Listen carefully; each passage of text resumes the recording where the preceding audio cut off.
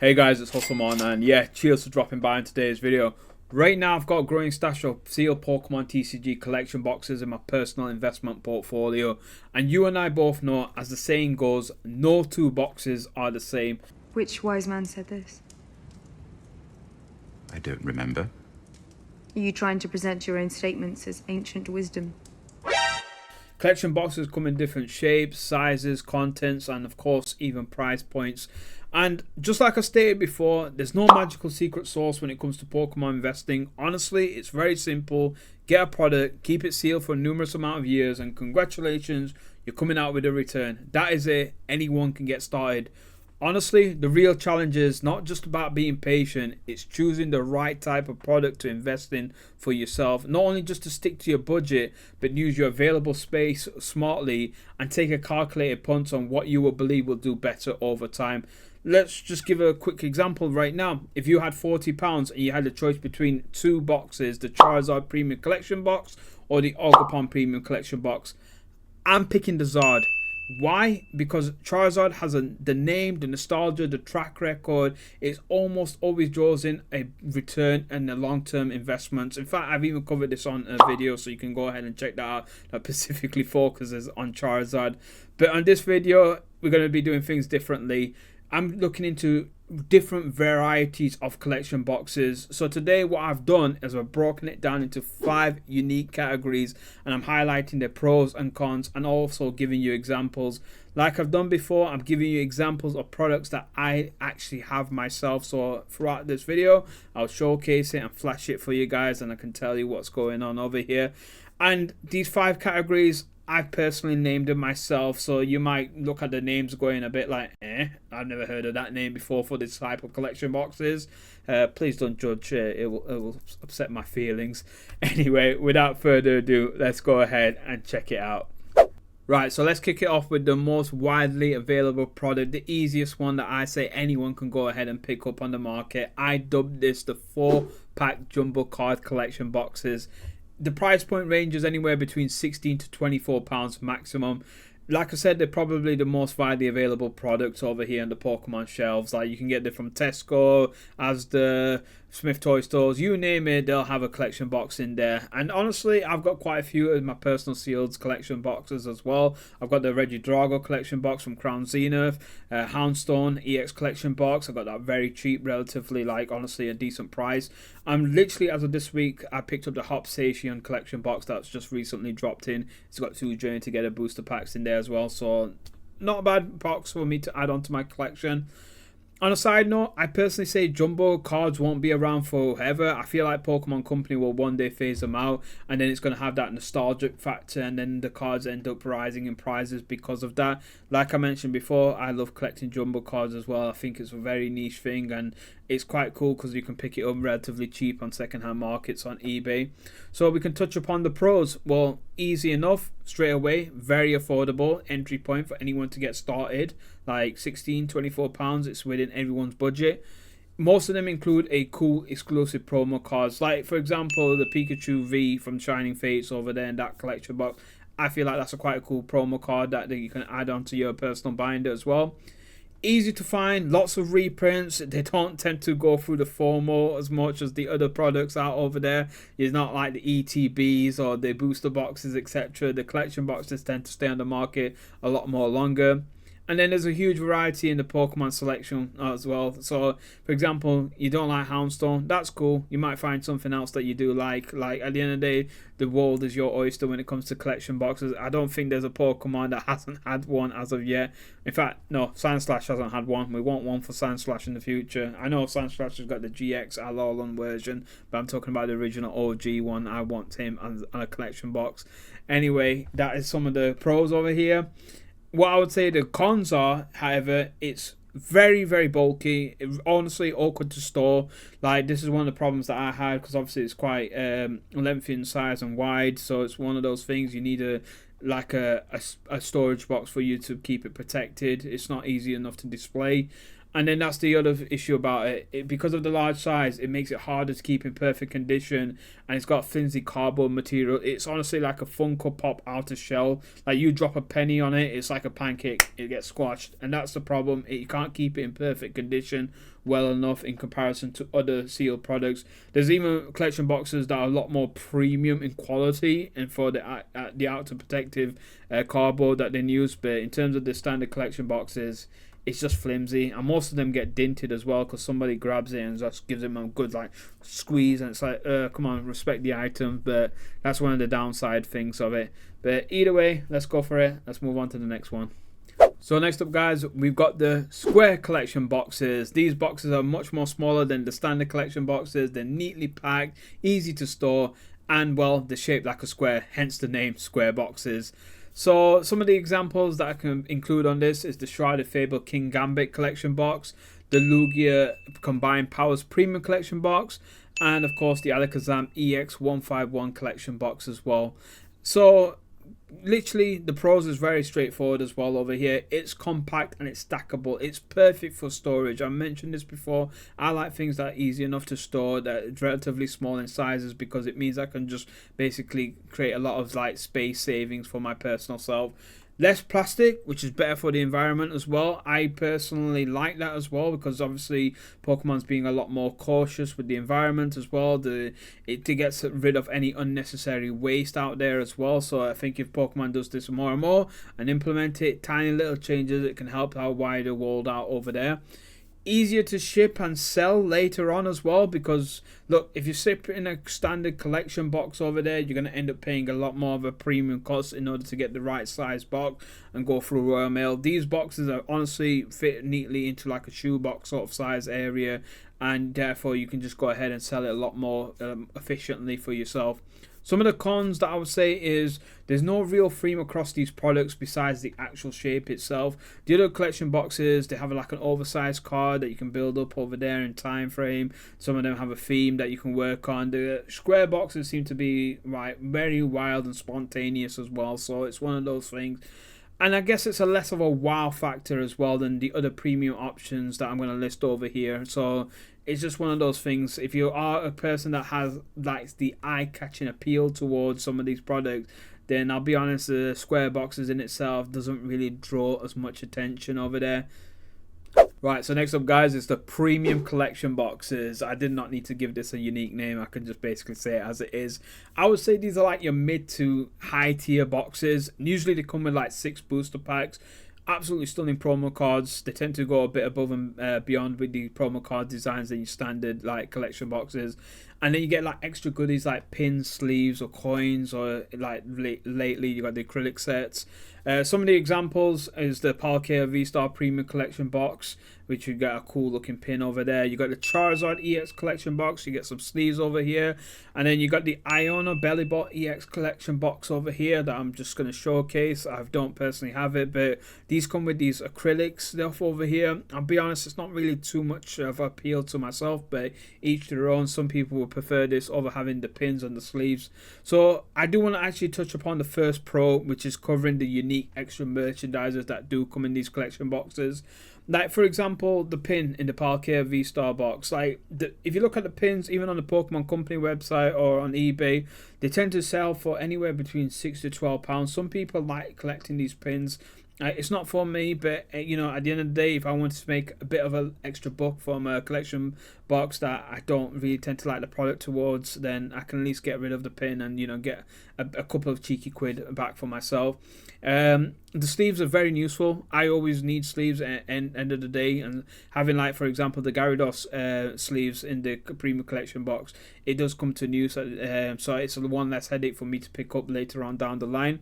Another pro is the strong historical performance. Like these products increase over time, like almost certainly, even for short-term investment. If you hold it for like 3 to 4 years, they tend to do well. Like the Charizard one that I pointed out recently as well, you can see it eventually does climb on the market. Eye-catching design, like honestly beautiful looking collection boxes. Definitely stands out a lot more than your standard collection box. And then finally, I feel like this is a bit of a unique pro to put in, but worth it as well, because it's something that I feel like might not go as much attention, will not get much attention in when investors think of this. But I would say it's great for unboxing content. If you even look on it on YouTube, you type in the standard collection box and then you type in a premium collection box. Premium collection box tend to draw a lot more viewers from people. Like a lot of people just like not only just seeing that it's coming out with these extra packs, but the extra cheeky little goodies that you get inside it as well. It makes a lot more better viewership. It draws a lot more crowds in. Definitely people that are looking at the premium collection boxes are interested in unboxing and seeing what they can unravel over there as well. So these are all cool pros. The cons are, because they're premium collection boxes, there's fewer on the market to choose from. And again, you're paying that high upfront cost.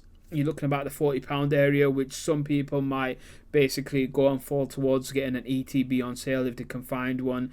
That's probably where it's one of those things like you have to end up deciding, is an ETB going to be a better fit for you as a storage item, or is the collection box is something that you're more drawn towards? It becomes one of them situations. If you had like a less of a budget, you don't have to worry about it when it comes to the standard collection boxes, but when you're talking about having £40, it starts to open doors of how you want to spend and what products you want to choose. Anyway, let's go ahead and move on to the next one. Right, next up guys, we've got the Union boxes. So these are like a unique feature, a card mechanic, you can say, the V Union. It's 4 separate cards that combine into to form like one gigantic Pokemon basically. I'm not a fan of the look, I'll be honest with you, but hey, each to their own. I like the oversized cards. Some people might like the V-Union cards over there. So examples we can include is the Morpeko V-Union Special Collection Box, readily available. You can still pick that up as well. Mewtwo V-Union Special Collection Box. And then, of course, the 25th Anniversary Celebration V-Union Special Collection Box. That's a mouthful, honestly. I'm glad I got that in one take over here. So some of the pros that we can list off is that the V-Union cards itself, it is unique, and at the end of the day, it might draw some attention to some people. You know, some people might like the looks of it. I gotta say the Pikachu one does stand out, but if it was like an oversized card in one shape, I would have preferred that over having 4 different compartments being taken up in my personal binder. The RRP for these products is very reasonable. You're looking about £30, so it's touching towards the mid-tier, like budget range over there. And again, it's good for unboxing content. Some people just like seeing all the Union cards combined up and how it looks like and how it comes across on a binder. At the end of the day, people draw towards like the eye-catching appeal to side of things in Pokemon collecting. So it's one of the advantages that the Union box does have to offer. The cons is, of course, it's limited variety available. It's the Sword and Shield era products mainly that you're going to find this on. And again, it's not highly sought after by most collectors. It's not had a big increase in price. Obviously, the Mewtwo one is different because of the product that it has to offer inside it. But ultimately, it's just one of those things. Collectors are not really too focused on the Union boxes as much. So that is one of the cons that you need to like consider if you want it for a long-term investment. Anyway, let's move on to the 5th and final box. Right, and finally, this is the 5th and final collection boxes that we need to focus on. I call these the multi-pack boxes. These boxes are all about value for money. They're crammed with booster packs, spanning across like multiple sets. They're honestly great for both ripping and investing. So some of the examples that I include over here is the Arceus V-Star Premium Collection Box. The 151 Blooming Waters collection box, yeah, I've touched upon that enough on this channel. A bit of obviously short thing. We're waiting for Card Vault to drop it in. There's some UK, online e-commerce businesses that will eventually drop it in for £80. So fingers crossed, some of us can get hold of it because Costco just released it down south of UK, and then obviously Cardiff got it as well. So at least one store in Wales got it, but us Northerners were screwed. And then finally, we got the Crown Zenith Sky and Sea collection box over here as well. Now, one thing is straight away I need to point out, it's honestly great for long-term sealed investments. Like, not even long-term, short-term as well. Like, some of these products do fall under the scalping price and the quick flip, situation. Again, 151 Blooming Waters, we've seen it. People are listing up triple the prices over there as well. It's a solid alternative to an ETB. Look, they start from around £50, £55. If you couldn't find the ETB that you're looking for, consider you're looking for a multi-pack collection box. It's not a bad alternative, and usually some of the like ETBs don't perform as well as the collection boxes as well long term. So at least it gives you that avenue to broaden your horizons. Obviously you got to look at your storage situation, but if you can get the space for these sort of boxes, then consider looking into that. And then finally, it's stacked with, of course, a lot of booster packs. Like, look, it gives you that option as well. For whatever reason, you need to go ahead and rip it open. Chances of you coming out with a better hit, with more packs over there, more chances, simple as it gets. Then you can get them cards graded, or you can sell it raw on the second-hand market. And if you lift up for some of the example, like the Arceus V-Star one, when that came on Amazon, that was £50. That comes with 10 packs. 2 of them packs are Evolving Skies as well, which we know the second-hand market does really well. Excluding the promo cards as well, that's £5 per pack, 10 packs to open up. Numbers are favouring your odds over there to come out with something decent. We do need to touch upon the cons though, and these cons are very UK specifically focused.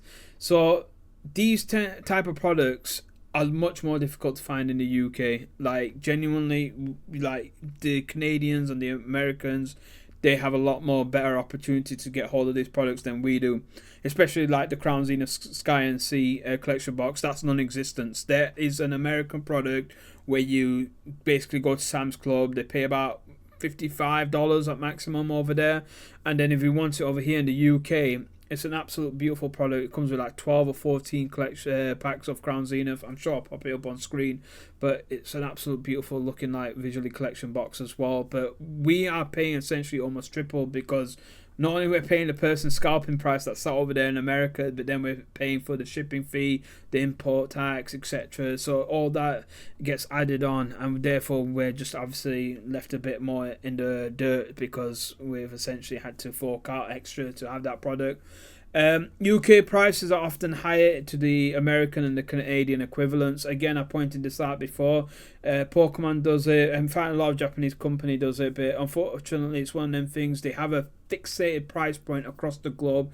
What Americans will pay $50 for, UK will pay £50 for. But however, the British pound is stronger than the American dollar. So even in terms of like currency conversion, and even the earning ratio is much more like beneficial to be in America. Like, you, for example, your average salary in America is $60,000, whilst the average salary in the UK is £37,000. However, that's because London absolutely inflates that price. If you look at Sheffield, for example, the average salary in Sheffield is £29,000 to £30,000. Go for your local area, type in what is the average salary in Newcastle, or I don't know, Essex, etc. You just put in your local city, but London always tends to inflate that price in comparison to the rest of UK.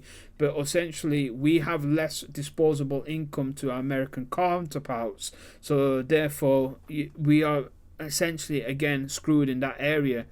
And then, of course, the final con that we need to touch upon is the large box itself. It's such a hard thing to store. If I have it just as a display piece, it's just so much more easier for me to store away next to my Funko Pop collections. And, it's a good looking product for me to have on the shelf as well. But that's one of the things, in terms of putting in a storage box, you definitely need to allocate some serious space for that in particular product. But yeah, that's all the cons covered. Anyway, let's go ahead and round up today's video. Right, guys, that's all me done and dusted today. So hopefully you find this information helpful. You can go ahead and share your thoughts as well. Let me know if you got any of these collection boxes that you focus on. Do you have a niche? Do you have a particular style that you tend to draw towards? Or are you just looking at this as like a first time, dabble into it, seeing, hey, what can I explore over there? At the end of the day, that's the cool thing. If I can help someone get the ball rolling and make their mind up about something, the video's done its job. So that's all I can hope for. At the end of the day, that's why I do this type of content as well. Yeah, if you want to show some support to a small tuber like myself, if you appreciate these type of content, small tuber, that just sounds wrong. If you want to help a guy like me over here, then all I ever ask you to do is hit the like button. It really does go appreciated. I know a lot of you guys come aboard and you comment as well. I do my best to get back to you straight away as well. At least give me a 24 hours window, because I'll be honest, my sleeping patterns is messed up. I'm doing this much more. You can see I'm creating more and more content as we go along, but then obviously I got work, I got the business of mine to focus on, then I got family time, and yeah, my sleeping patterns messed up, guys. Like, I have been sleeping genuinely randomly like at 2 o'clock in the afternoon to like 8 o'clock in the evening, and I'm like, what's happened? Where am I? So but it's the sacrifices that I'm making, but you know what, it goes appreciated at least by you guys. So it does, your positivity, your energies help me continue on doing this sort of content. Yeah, I've got a couple of UK stores that I want to visit as well. So obviously once a month I do go to like local TCG places, and I know I'm been focusing a lot more around the Yorkshire area, but that's obviously where it's my location at the end of the day. But I have been contacting a couple of businesses, and I know some people like the vlogs, but at the end of the day, look, I'm doing the investments, I'm doing the collecting, I'm doing the vlogs as well. I'm doing all sorts. I'm very UK focused Pokemon content creator over here. But everyone's welcome, whether you're from America, from Canada, Australia, wherever you are in the world, you're all welcome to this channel. So appreciate all your guys' time, and obviously it really does go appreciate. That's all I can say. Before I end up rambling on and make this a much more longer video than it needs to be, just take care, look after yourselves, and yeah, I'll see you all on the next video. Peace.